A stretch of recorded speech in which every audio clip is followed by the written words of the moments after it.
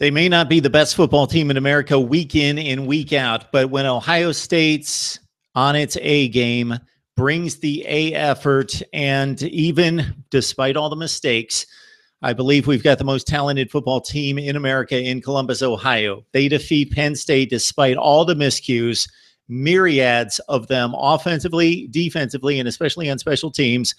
Classic. Instant classic, instant analysis from MarkRogersTV on Ohio State's 39-38 win over Penn State, trailing 14-0 right out of the gate.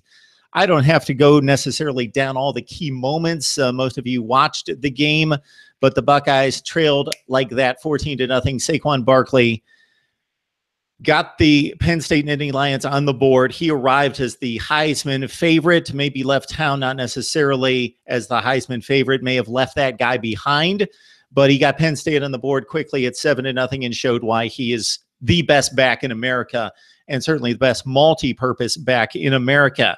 Paris Campbell put it on the ground and Ohio State trailed 14-0 again, just like that.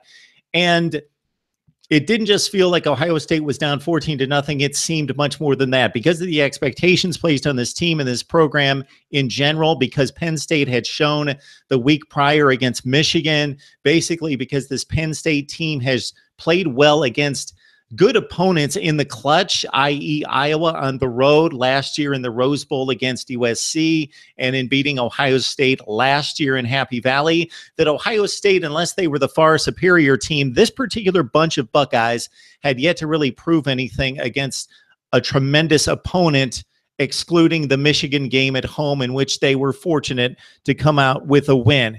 JT Barrett was exceptional.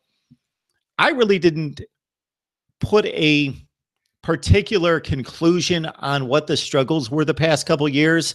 I didn't think it was Barrett first and foremost. I think he factored into it. And we've talked about it a zillion times. If you're joining me for the first time here on Mark Rogers TV, we provide you analysis constantly, 24/7, 365 with the best bloggers and broadcasters in the business. So you'll see the analysis all over the place. Dissecting JT Barrett's game. Big numbers against lesser opponents, against the 4 top 5 ranked opponents in his last few games going back to last season. No touchdowns, 4 interceptions. Against everyone else, 29 touchdowns, no interceptions until tonight.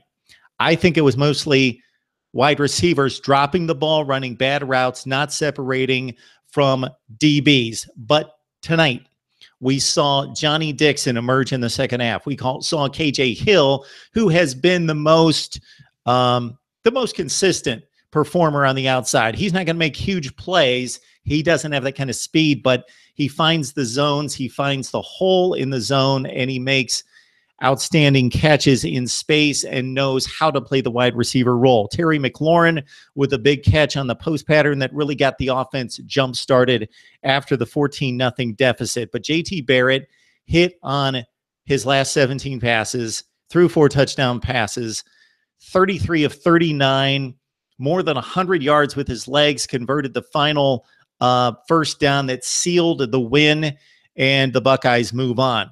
All right. One other thing needs to be noted about Ohio State was the tremendous play by its defensive line. So we talked all week about if the Ohio State defensive line didn't overmatch, didn't play up to its billing versus the weakest unit on the field for Penn State, its offensive line, that it could be a long day for the Buckeyes because Trace McSorley would have time to throw. He would also have time to scramble and make plays with his legs. So we saw that. Definitely, McSorley made some tremendous plays and threw the ball reasonably well. Didn't have an outstanding passing game, but he's not a tremendous top-flight passer. He's a top-flight quarterback, one of the 10 best in the nation, his total game taking into consideration. But Ohio State's pass rush in the fourth quarter, when it counted, really came to play and dominated this football game. I cannot remember a better defensive effort for a team that gave up 38 points, but you have to take it all into consideration. The kickoff return for special teams, which completely ruined Ohio State's kickoff situation for the rest of the game because they went with the pooch kicks. They went with the line drive, the squib kicks along the ground, which set up Penn State in excellent field position over and over and over and over. For future reference, Urban Meyer, go find the guy somewhere in America who doesn't necessarily need to kick it through the uprights, but can kick a football as far as you need it to be kicked out of the end zone. Get that guy on the 105-man roster.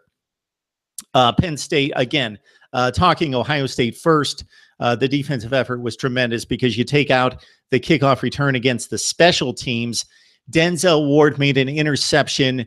That was actually the Damon Webb interception in the corner with a pass interference call that was completely bogus. Awful call by the officials that gave Penn State the other shot, and they converted the touchdown. So that was a stop by the Ohio State defense. They worked on a short field a zillion times. Ohio State's defense was dominant.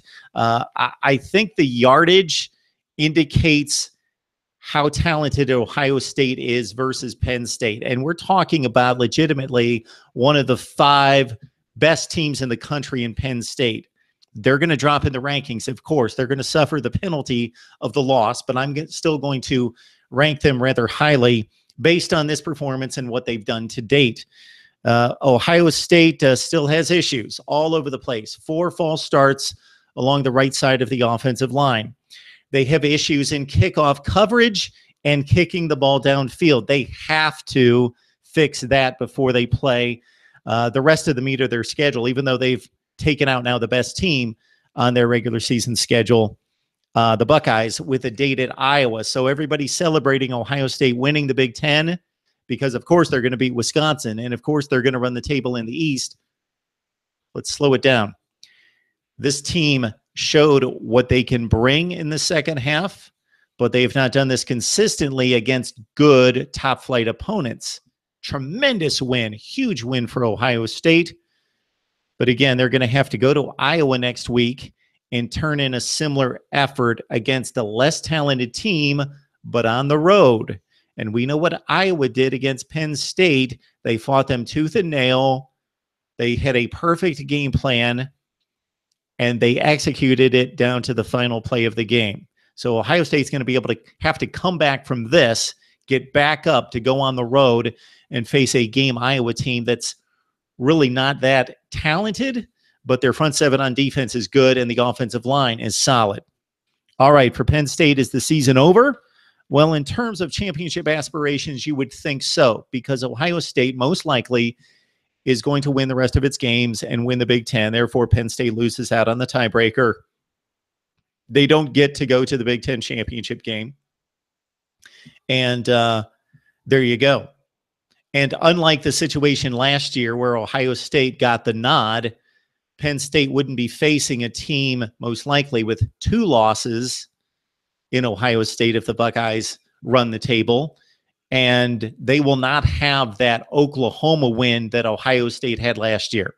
So Penn State needs Ohio State to lose twice. That's what it comes down to. They need the Buckeyes to lose 2 games because they are not, again, they do not have the out-of-conference resume. Just a few notes. I'm all over the place on my notes.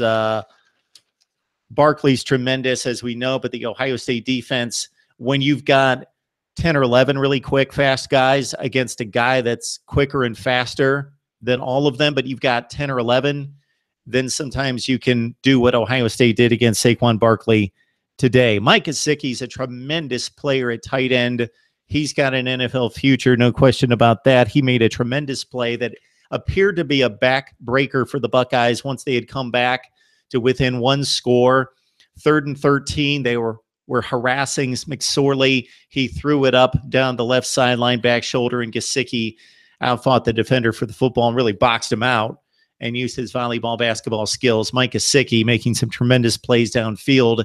And McSorley, on one of the key drives late in the game, broke out of a 3rd and 11 and converted. So he is a tremendous player, as we know from watching Penn State's run last year to the Rose Bowl, but not a great precision passer. The precision passer on this day was J.T. Barrett. That final drive was classic. Not trying to overuse the term, I rarely say it, classic. He threw the ball, as Gus Johnson said on the game broadcast a number of times, in a shoebox. tremendous plays. I was a bit critical of the Ohio State game plan coming out of the chute. They got J.K. Dobbins loose a number of times, but continued to throw bubble screens and wide receiver screens and any kind of screen that they can throw. They seem to love the horizontal game. I know that Urban Meyer believes that he's got the best speed in the country and he likes to utilize it that way. But many of the times they don't have blockers in front and they haven't proven and stretched the field yet. And they have the defense all over them.